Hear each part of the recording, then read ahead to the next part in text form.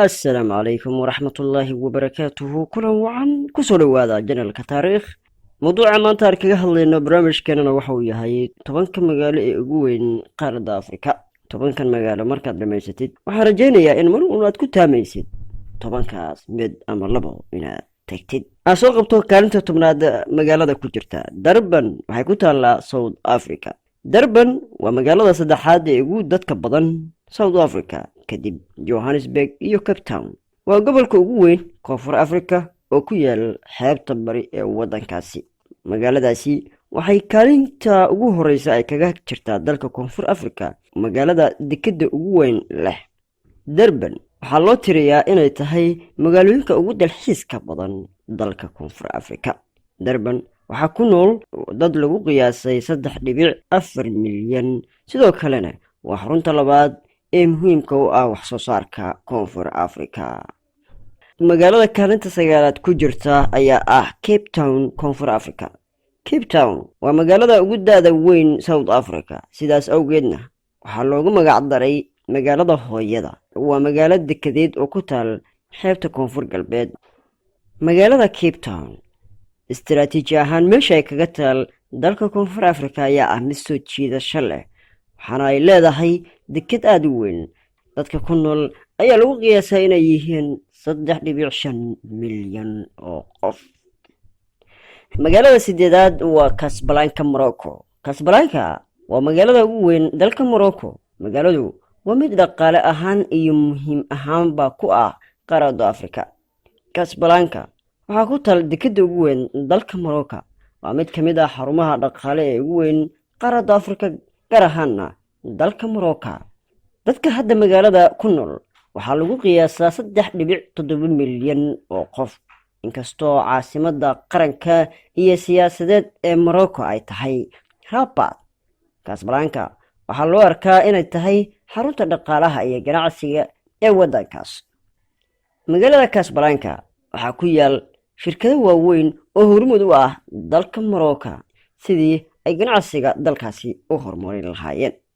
Kaalinta toddobaad waxaa ku jirta Dar es Salaam, dalka Tanzania. Dar es Salaam waa magaalo weyn oo Tanzania ku taal. Waa magaalada ugu dadka badan ee dalka Tanzania. Magaalada waxay ku taal xeebta Swahili. Waa magaalada ugu caansan Tanzania dhinaca fanka iyo muusiga, warbaahinta iyo xarunta dhaqaale ee hormuudka dalkaasi Tanzania. dadka ku nool ayaa lagu qiyaasay inay yihiin 4,150,000 oo qof. Magaalada kaalinta lixaad ku jirta ee ugu weyn qaaradda Afrika waa Johannesburg, waxay ku taal Koonfur Afrika. Johannesburg oo sidoo kale loo yaqaan Joburg waa magaalada ugu weyn ee Koonfur Afrika, waana mid ka mid ah 50 magaalo ee adduunka ugu weyn. waa caasimadda gobolka iyo magaalada ugu weyn Gauteng oo ah gobolka ugu taajirsan Koonfur Afrika. Johannesburg waxaa ku nool dad lagu qiyaasay 4,360,000 oo qof. Magaalada kaalinta shanaad ku jirta Abidjan, Ivory Coast.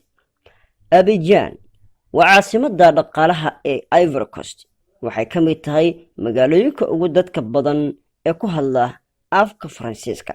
qiyaasta dadweynaha magaaladaasi ku nool ayaa lagu sheegaa inay tahay 4,430,000 oo qof, oo ah qiyaastii 20% guud ahaan dadka dalkaasi. Abidjan waa magaalada lixaad ee ugu dadka badan qaaradda Afrika. isgoysyada dhaqameed ee galbeedka Afrika, Abidjan waxaa lagu gartaa warshadaha heerka sare ee ku yaal magaaladaasi. magaalada kaalinta afraad ku jirta Alexandria, dalka Masar.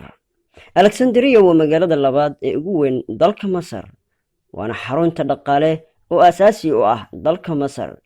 magaaladu waa xarun warshadeed oo muhiim u ah wax soo saarka gaaska dabiiciga iyo saliidda ee dalka Masar iyo dhuumaha ka yimaada Suez. Alexandria waxay ku taal badda Mediterranean-ka ee geeska galbeed ee webiga Niilka, ku dhowaad 183 kiilomitir waqooyi galbeed magaalada Qaahira ayay kaga beegan tahay. waxaa ku nool dad lagu qiyaasay 4,450,000 qof. Alexandria sidoo kale waa goob dalxiis, waxaana sanad walba magaaladaas u dalxiis taga boqolaal kun oo qof. kaalinta saddexaad waxaa ku jirta magaalada Kinshasa, DR Congo. Kinshasa waa caasimadda iyo magaalada ugu weyn Jamhuuriyadda Dimuqraadiga ee Congo. mid ka mid ah astaamaha u gaarka ah magaalada ayaa ah inay ku taal hareeraha webiga Congo.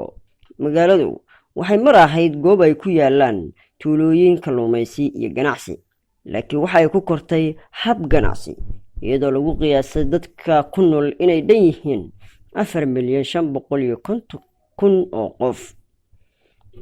kaalinta labaad waxaa ku jirta Qaahira, dalka Masar. Qaahira waa magaalada caasimadda u ah ee dalka Masar, waana mid ka mid ah magaalooyinka ugu weyn qaaradda Afrika. magaalada Qaahira waxay istaagtay ama la aasaasay in ka badan 50,000 oo sano ka hor, halka ay hadda ku taal oo ah webiga Nile. Qaahira waxay ku taal waqooyi bari ee dalka. dadka ku nool ayaa lagu qiyaasaa inay yihiin 9,050,000 oo qof. magaalada kaalinta koowaad ku jirta ahna magaalada ugu weyn qaaradda Afrika ayaa ah Lagos, dalka Nigeria. Lagos waa magaalo ku taal gobolka Nigeria. waa magaalada ugu dadka badan dalka Nigeria, sidoo kalena ah qaaradda Afrika. waxay ka mid tahay magaalooyinka sida degdega ah ku dhismay. Lagos waa xarun dhaqaale oo asaasi u ah qaaradda Afrika iyo dalka Nigeria, waxaana ku taal dekedda ugu weyn ugu dhaqdhaqaaqa badan qaaradda Afrika. qiyaasta dadka ku nool magaalada Lagos ayaa lagu sheegaa 21 milyan oo qof. dadka magaalada Lagos waa kuwo u jeeda horumarka iyo kor u qaadista dhaqaalaha dalkaasi.